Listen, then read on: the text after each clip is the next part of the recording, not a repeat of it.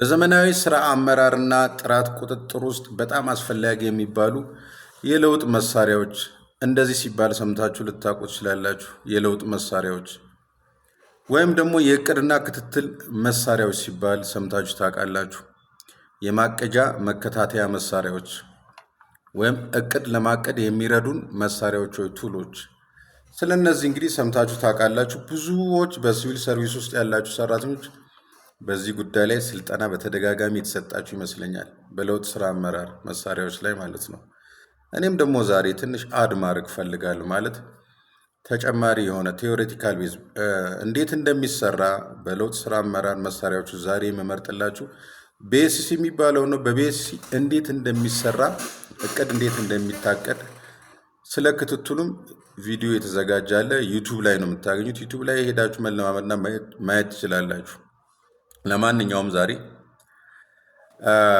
ወደ ቤሲሲን አጠር አድርገን ለማየት እንሞክራለን፣ በቲዮሪ ደረጃ ማለት ነው። ኦኬ ባላንስድ ስኮር ካርድ የሚባለው ከቤሲሲ ጋር እንደዚህ የሚታወቁ አሁን በእኛ ሀገር በሲቪል ሰርቪስ ውስጥ በብዛት እየተጠቀምንባቸው ያልሆኑ ግን በጣም ቤስት የሆኑ ደግሞ ሌሎች እንደዚህ የእቅድና ክትትል መሳሪያዎች አሉ። ለምሳሌ ኤምቢኦ የሚባለው ማኔጅመንት ባይ ኦብጀክቲቭ በውጤት ላይ የተመሰረተ አመራር በጣም ምርጥ የሆነ ቱል ነው። በድርጅትና በሰራተኛው የግል ግቦች መካከል ስምምነት በመፍጠር አፈጻጸምን ማሻሻል የሚቻልበት አንዱ የለውጥ ስራ አመራር ቱል ነው። ግን ያው ብዙም አንጠቀምበትም እዚህ ሀገር ማለት ነው። ኤምቢኦ ማኔጅመንት ባይ ኦብጀክቲቭ። ሌላኛው ሲክስ ሲግማ የሚባልም አለ።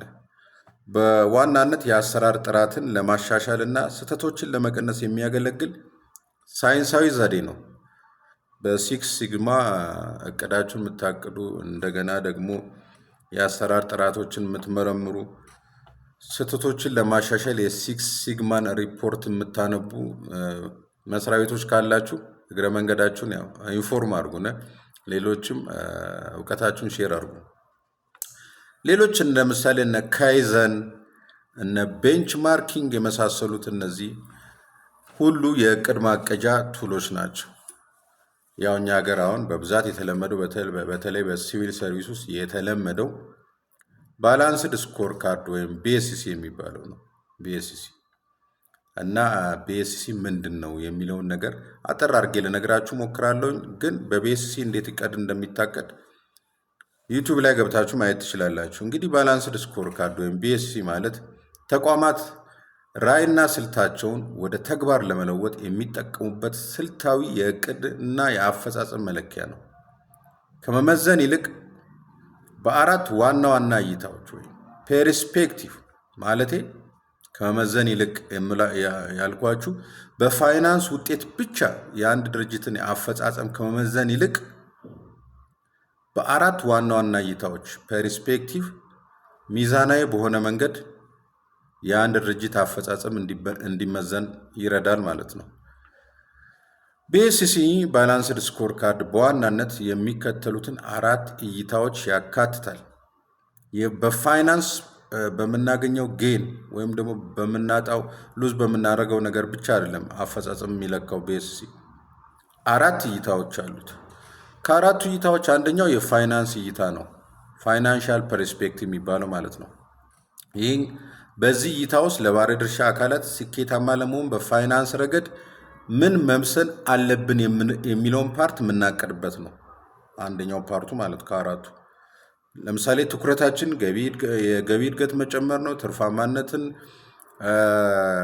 የወጪ ቅነሳ በማድረግ ማሳደግ ነው፣ ወይም አርኦአይ ሪተርን ኦን ኢንቨስትመንታችንን እሱ ላይ ፎከስ በማድረግ ነው።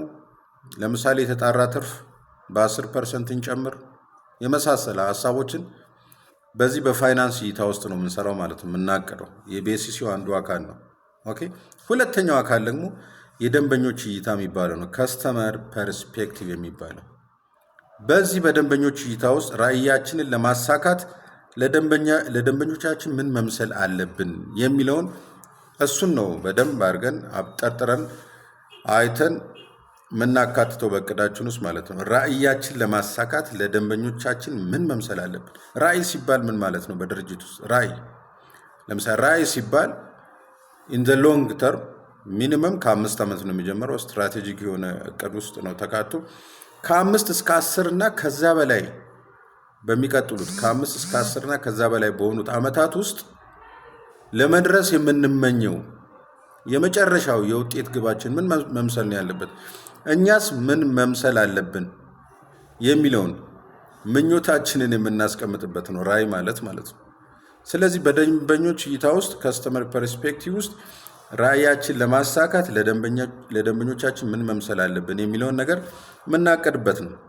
ለምሳሌ ትኩረታችን የደንበኞች እርካታ፣ አዳዲስ ደንበኞችን ማፍራት፣ የገበያ ድርሻና የጥራት ደረጃን፣ የደንበኞችን ቅሬታ በ20% በመቀነስ ማሳካት ነው።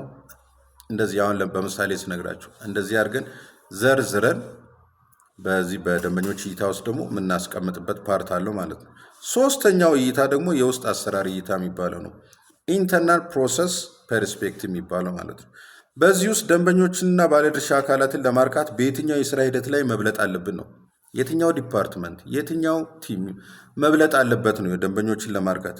የስራ ፍጥነታችንን፣ የቴክኖሎጂ አጠቃቀማችን፣ የጥራትና ቁጥጥር ሁኔታዎችን የትኛው ዲፓርትመንት ላይ ነው ሞር አፕላይ ማድረግ ያለብን ብለን ምንሰራበት ነው። ለምሳሌ በ3 ቀን ውስጥ የሚያልቅን አንድን ነገር ለደንበኞች በ3 ቀን ውስጥ ዴሊቨር የምናደርገውን ፕሮዳክት በ1 ቀን ውስጥ ዴሊቨር እናርግ፣ የትኛው ዲፓርትመንት ላይ የትኛው የስራ ሂደት ላይ ፎከስ አድርገን ብለን የምናስብበት ነው።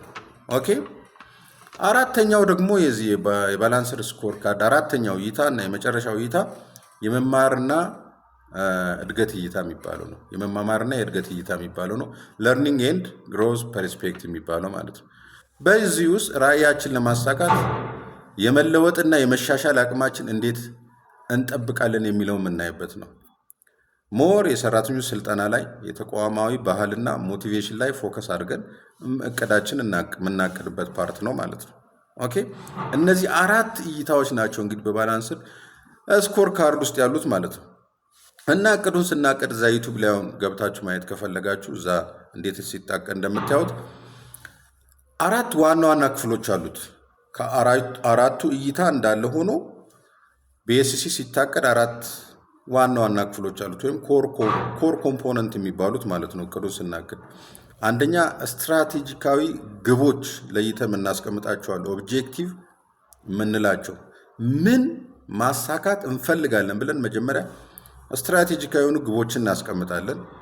በሁለተኛ ደረጃ መለኪያዎች ይኖሩናል። እነዚህን ስትራቴጂካዊ የሆኑ ኦብጀክቲቭስን እንዴት ነው የምንለካው? በኬፒአይ ወይስ በሌላ የመለኪያ ዘዴ ነው የምንለካው የሚለውን ነገር እሱን ስኬቱን በምን እንለካዋለን የሚለውን እሱን አስበን መለኪያዎች የምናዘጋጅበት አለ ማለት በፐርሰንት ወር በሌላ ነገር። ኦኬ። ሌላ ሶስተኛው ደግሞ ኢላማዎች ያስፈልጉናል። ኢላማዎች ታርጌትስ፣ ግቡ በቁጥር ስንት ነው በቁጥር መምታት ያሰብነው ግብ ብለን ያን በቁጥር ደግሞ የምናስቀምጥበት ኢላማዎች ወይም ደግሞ ታርጌት የምንለው ሌላኛው ክፍል አለ። አራተኛው ክፍል ደግሞ ተግባራት፣ ምን ተግባራት ፈጽመን ነው ግባችንን የምናሳካው ብለን ተግባራት የምናስቀምጥበት አለ። ኢኒሺዬቲቭስ ይባላሉ። ግቡን ለማሳካት ምን መደረግ አለበት የሚለው ነገር በእቅድ ውስጥ ይቀመጣል። ኦኬ። ለምሳሌ እቅዳችን ቅሬታ መቀነስ ከሆነ ማለት ነው በከስተመር ፐርስፔክቲቭ ውስጥ ማለት ነው ቅሬታ መቀነስ ከሆነ ሜን ኦብጀክቲቫችን ቅሬታ ለመቀነስ የምንተገብራቸው ዝርዝር ተግባራት ይኖራሉ። እነሱን ዝርዝር ተግባራት የምናስቀምጥበት ነው። ኦኬ። ስለዚህ አጠር ባለመልኩ ይህን ይመስላል። ብዙ ማውራት ስለማይቻል ነው ከ10 ሚኒት በላይ በቲክቶክ። ስለዚህ ይህን ይመስላል የዛሬው የቢኤስሲ ጨዋታዬ እና እንዴት እንደሚዘጋጅ በደንብ በስልጠና ያልገባችሁ ካላችሁ ዩቱብ ቻናሌ ላይ በመግባት ማየት ትችላላችሁ። ይመቻችሁ። ይጠቅማችኋል ብላችሁ ለምታስቡ ሰዎች ደግሞ እንዲደርስ ሪፖስት ማድረጋችሁ እንዳዘነጉ። መልካም ቀን።